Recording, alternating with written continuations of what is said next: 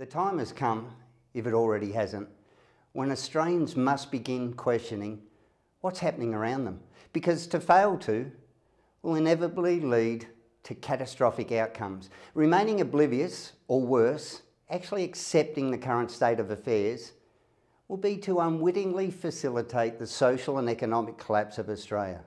What Australians have witnessed in the past 2 years since COVID began has been a dramatic transformation of Australia as a nation. A transformation that has not only changed the country, seemingly forever, but should leave people thinking, what's next to come and where is Australia heading? As a faltering democracy, Australia is almost unrecognisable pre-COVID, because democracy, it seems, is being traded in and subjugated by governments deliberately abandoning Australia's ethos, like a fair go, freedom, choice, a voice, and backing the underdog. Instead, Australia is now almost unrecognisable and a place of disturbing, ongoing social failures. Because what now exists is an environment of vitriol, suspicion and social division, and turning back to how we were is almost, if not, lost forever. And with the passing of each day, that impossibility becomes more real. If Australians sit idle and do nothing to stop the ruination of the country and allow it to be held hostage by poor, ineffective leadership, incompetent, inept rogues, and the dangerous woke, fools propagating deceit and gaslighting with deliberate intent to impose a will of thinking where, if you're not aligned and disagree with what they represent, then you are cancelled, stripped of a voice, negated and humiliated. And this has all happened with the media idly watching, a media that has also participated and been complicit in the deceit. They have failed to be the arbiters of truth. Instead, they've been active facilitators of deception, misinformation, while all the time acting as a propaganda arm of the government.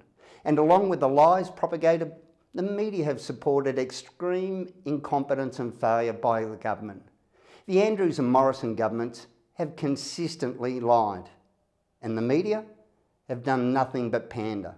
We've had hotel quarantine fiascos, bogus government contracts, I Cook Food saga, 4,000 hospital beds promised but not delivered, vaccine mandates, a compromised TGA, detainment camps in Northern Territory, housing tower lockdowns, farcical IBAC and ICAC inquiries, multiple lockdowns, abuse of state emergency powers, the comical Coat inquiry, WorkSafe deaths, Andrew's refusal to release the health advice that led to our lockdowns, and the continual hiding of information in the battle for transparency and accountability that sees Victoria's Information Commissioner Sven Blumel state, I think it's fair to say that the Victorian FOI Act would benefit from a substantial overhaul.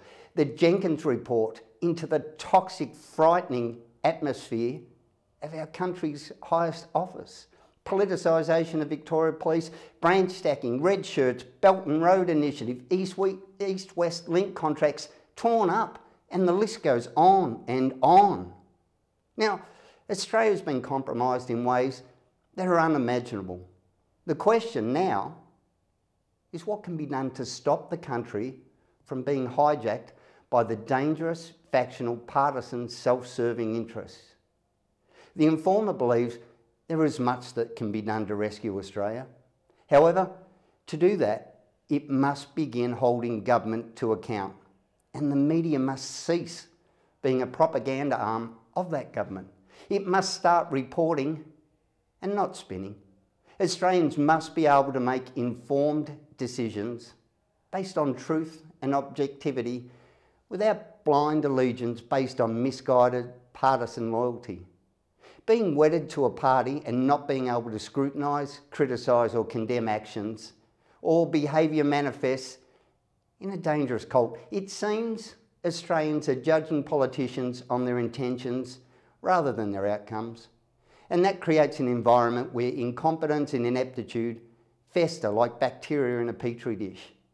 If $1 was given for each time the phrase, well, all politicians are as bad as each other, was used to excuse political deceit and vested interest for sticking with a bastardised and warped political ideology, Australia's intractable long-standing issues like our health system, mental health, education and environment, the disadvantaged and homeless, small business, or even Daryl Maguire's shooting club could be funded properly multiple times over and never have to face funding issues again.